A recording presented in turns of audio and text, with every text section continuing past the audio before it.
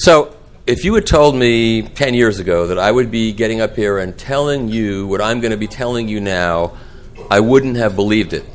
But everything I'm going to be telling you is fact-based because I did all the fact-checking and I spoke to all the people. So Bob asked me to discuss with you the state of analog in 2016. This is? Yes, 16.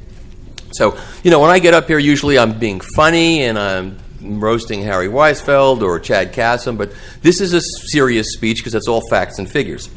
So, here's what I have found out. Let's start with this. I went to the Shinola factory 2 weeks ago, and they're making a turntable, a $2,500 turntable called the Runwell that was designed with the help of VPI Industries, and they launched it 2 weeks ago, and they launched it by putting a full-page, full-color supplement at the front of the New York Times. And so everybody who got a copy of the New York Times got a giant picture of a beautiful turntable in the front of their newspaper. Who would have imagined that 10 years ago? Nobody, never would have happened, but it happened. So they had this launch, and I went to it. This turntable is going to be sold at Neiman Marcus and all kinds of other luxury goods places where normally none of our stuff would be seen. And they've already taken orders that far outstrip their ability to supply the turntable. And they expect to sell a few thousand upon launch, and they're going to make as many as they can. And they have the turntable manufacturing facility in the store. So if you go to the Shinola store in Detroit, they're making bicycles on one side, they're selling watches in the middle, and on the right side are guys making this turntable. All American parts except for some of the cosmetics made in Hong Kong, but everything else is made in America. So who would have expected that? It's a fantastic thing to see this happen. Now, next door, I got brought into Jack White's store. Now, Jack White, Jack White, the White Stripes. Jack White has a retail record store, and he sells those junky turntables, but that's going to change. But then they ushered me into the back of the store, and in the back of the store was a brand new record pressing plant. And, I had heard about this, and people said, Jack White's opening a record pressing plant in Detroit. And it was like, oh, yeah, sure, what else? And what else is new? What's he smoking? And, but there it was. He has 8 presses made in Germany, and these are called new built. These are manual presses, so 8 manual presses. So it's not going to be a high volume operation, but it'll be high quality records that he's going to press in this facility. It's not open yet, but the presses were there. I saw the boilers. I saw all the pipes were in place.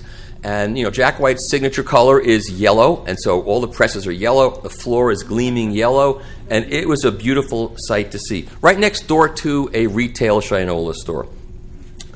So, this is good news. Now, after I wrote these remarks, just yesterday I had to amend my remarks because I returned from dinner with Bob and Chuck Bruce, and there on my email was news of a new pressing plant opening in Texas called Hand Drawn Records, which is the first facility to use the presses made in Canada by a company called Viral. And these are automatic presses, and this company, Hand Drawn, has just opened their facility and they're pressing records there already. So there was also some of you know the history of pressing plants and record presses. So there's a Tulex Alpha press. Anybody familiar with that? Tulex Alpha? No? Okay, I'm leaving, Bob. I have to go. So Tulex Alpha was the last high-quality automatic pressing machine made in the world in Sweden. And they went out of business when the CD took over in the early 80s. But last year, after so many requests came into one guy whose father happened to work at that factory for parts and for can you make more of these presses, he found the man who designed the press, got the blueprints, and they are now manufacturing the Tulex Alpha presses again. So that's amazing. Now, meanwhile, familiar domestic pressing plants like QRP, RTI, Rainbow, Gotta Groove, URP, and ones in Memphis and Bordentown, New Jersey, and all the others are operating at capacity. Some are running multiple shifts 7 days a week, and there's still a wait time for delivery of records. Earlier this year, I got a spreadsheet, an Excel spreadsheet of estimates of record production around the world of all the major and minor record presses in the world. And this came from a guy in the Netherlands who owns Record Industry, which used to be the Sony pressing plant, commercial pressing plant. I'm going to diverge from my story. I got to tell you this story. So in 1990, Sony saw vinyl going away. They had this pressing plant. It was a white elephant. They had to get rid of it. They wanted to sell the building. To sell the building, they had to get rid of the pressing plant. And they're figuring it's going to cost them a fortune to get rid of the pressing plant. And what are they going to do? So this guy comes along who believed, like I and many other people, that vinyl was going to make a comeback. And he went in there and he said, listen, let's figure out what the building is worth, and I will pay for the cost of the building, and I will take care of getting all this crap out of here for you. And Sony said, okay. And they did the deal. They sold him the building for the cost of the building, and he got a free pressing plant. And that's record industry, and he's now running 7 days a week, 3 shifts a day, pressing great records. That's just a great story. Okay, so the grand total of records pressed in 2015, because we don't have the numbers for this year yet, came to 80 million records pressed. 80 million.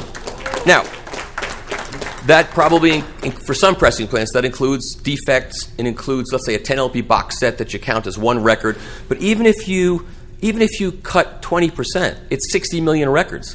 And nobody's pressing records to leave them on the shelf. You know, inventories are kept lean because nobody wants to invest in records that sit on a shelf. So, and I spoke to Chad at QRP, and I spoke to Don at RTI and Rainbow, and they confirmed the accuracy of those numbers that I had gotten. So that's how many records were pressed last year. So, what's happening at retail? There was a big story earlier this year that had a lot of the vinyl haters all excited. It said Nielsen SoundScan announced that shipment revenues collected from retailers dropped a whole 6.3% in the first half of 2016 compared to 2015. That's a minuscule amount of money, but nonetheless, the vinyl haters jumped in. The vinyl boom is over. Here comes the collapse, they published on some website, which is totally ridiculous. The hipsters have moved on to slide projectors and crystal radios. Vinyl's dead, you know. But really, it was a fractional minor blip in the statistics, and I'm not at all worried about it. Part of the reason was because there was no Adele record, there was no Taylor Swift album, no big record. And Taylor Swift sold 60,000 copies of that record. I bought 50,000, but you still wouldn't date me. It's terrible. So, meanwhile, Barnes & Noble, some of you know, has become a big record retailer, and they sell a lot of records. How do I know that? They had a nationwide record day event in August, and they asked me to speak at my local Paramus, New Jersey Barnes & Noble, and I spoke about vinyl and why it's happening, and the manager of the whole chain who handles the music liked it enough that he invited me down to speak to the National Managers Convention in Florida. So I went down to Florida, to Orlando, and I spoke to all of the managers, because he said to me, look, all of our stores sell a lot of records, but the managers, they don't know why this is happening. They're happy to sell the records. You come down and tell them why it's happening. So I did. But at the same time, I got to see the numbers, which I can't repeat to you, but they're selling a lot of records. I mean, a real lot of records. And it's... What? Why is it happening? Why is it happening? I've spent 20 years explaining that, Dan, don't you know? What's happening because kids, you're the converter. I don't have to tell you why it's happening, because people love the sound, they like the packaging. Young people like the socializing effect of it. They get together and they play records. It is not a delusion. Women and girls are driving this, and young people are driving it. If you go to any record store, and there's so many out here, you'll see young people there buying records, and they're into it big time. So anyway, vinyl sales are really strong this year, and I'm convinced the numbers for 2016 are going to be even bigger. So let's talk about the hardware side for a minute. So I spoke to many of the manufacturers of turntables in the world, and here's what they had to say in no particular order. I spoke to Andrea Brinkman. She said, our turntable sales were up 20 to 30% in 2015 and 2016 compared to previous years. We can certainly see more demand, even though the vinyl revival had much more impact on turntable sales way below our price point. So they're seeing a big increase, but what's driving this is lower priced turntables among younger people, and that's really good, because if you start out with an inexpensive turntable, you know where that's going to lead. I found that out. I'm still paying for the rest of my life, but okay. I spoke to George Merrill. George Merrill has been in this for a very long time. He said that he sells between 40 and 50 of his moderately priced poly tables a year. That's not a lot. He says not a lot, but I really enjoy my work and the people that I meet. Now that is the right attitude for this entire business. We love the people in it. We love the people we meet. It's fun, and we can make a living at it. You can't go wrong with that. I spoke to project founder Heinz Lichtenegger. Some of you know Heinz. I met Heinz in 1991. We were both believers in vinyl. He started out project, and when everybody else thought it was up for dead, he started investing in vinyl. Sales are great, and he said this year we expect a 20% increase over 2015, and we expect similar growth over the next few years, so we decided to build this year a new factory that doubles our space and will allow us to increase by another 50%. That's investing in the future of vinyl. We're building a new 60,000 square foot headquarters to manage the future, hopefully growing the business. It will be a statement for our industry, at least the analog one. So that's how people think. I spoke to, this is a dirty word for some of you, Crosley turntables. Time at 2, they make those toys mostly, but they also make a project source turntable. And here's what he said. Unit numbers are steady year after year, but interestingly, our average ticket has increased. We have seen growth in higher end units and more features and better quality components. So the market seems to be moving towards a more discerning listener and away to a degree from the novelty customer. Good news. Now here's what Phil Freeman at Riga told me. I can give you, Phil was willing to give me the actual numbers because they're staggeringly good. I can give you actual figures for the past and an idea of future sales levels from our distributors' forecast for 2017. Actual sales of all Riga branded turntables, which do not include OEM, and they sell a lot of OEM turntables and a lot of OEM arms, not including that. From July 2015 to October 2016, 34,786 turntables, monthly average $28.98. That's a lot of turntables. This is not a delusion. July 2016 to October 2016, the recent 4 months, 13,577 turntables. And that's not including the Christmas rush. That's a monthly average of 3,394 turntables between July and October. Total number of sales for the period of July 2015 through October 2016, 48,363 turntables from one company. Riga's forecast for 2017 is in excess of 50,000 turntables. He wouldn't give me the OEM numbers because it's confidential, but those are big. And I'll skip the rest of his spiel, but he said one of the reasons they've been selling turntables around the world for over 20 years, they have strong distributorship, they take care of their distributors, and business is good. I hope the above helps with your Gala presentation. You can explain for us that we are delighted with the resurgence in vinyl, and we hope it will be long-lived. Of course they're delighted with it. Those are amazing numbers. VPI's president, Matt Weisfeld, very reticent to talk kind of guy, said, best year ever. From 5 years ago, up maybe 50 to 60% from 5 years ago. And part of that is due to the Prime turntable that he designed.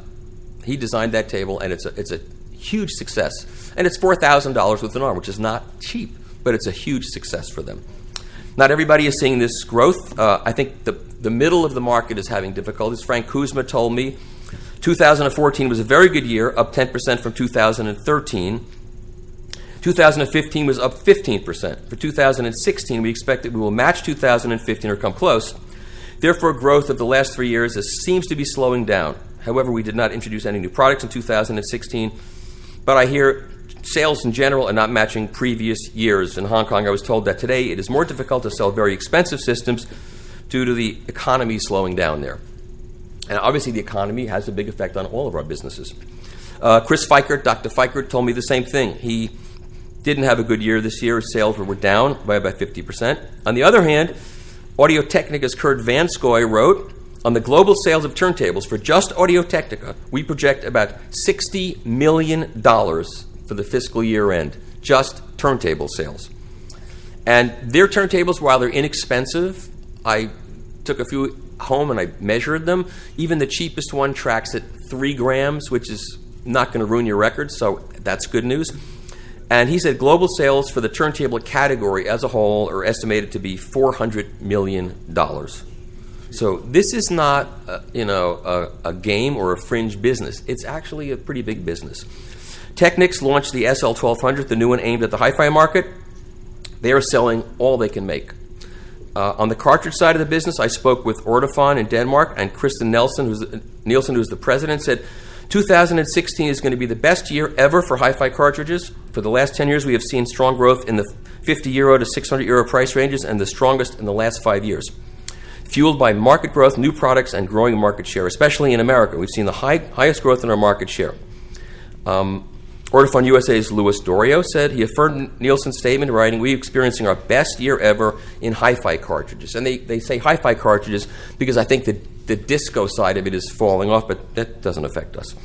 So, musical surroundings, Garth Learer told me, well, you know. No, Garth said double-digit growth in everything he's selling, AMG and Clear Audio, tremendous business. Retailers, Soundstage Direct Seth Frank said, we sold 1,500 turntables across the board year to date with Christmas coming up. Last year we sold 980. That's almost double. Pear Audio's Blue Peter Mesic said he sold more than 300 turntables. These are small manufacturers. So a lot of the small guys are seeing growth. The big guys are seeing growth. Finally this year, we had one terrible thing happen this year, which is the passing of A.J. Conti from Basis Audio, which was a really shocking thing. He was 59 years old, and it's just a terrible loss for the business and, of course, for his family, but he has an amazingly resilient family. 3 days after he passed away, I got a call from his wife and his brother that the business will continue. He has new designs in the works, one of which I saw and heard yesterday, and it's an exciting new chapter in Basis Audio. And they're going to keep the company going. They have people there that will keep everything going. He had good business sense, good models, and good documentation. So that company will be going, continuing. That's the worst thing that happened for the year. Everything else in the analog side is absolutely spectacular. And so I will close by saying, that's the way it was in the world of analog 2016. This is Walter Crankcase reporting, and thank you.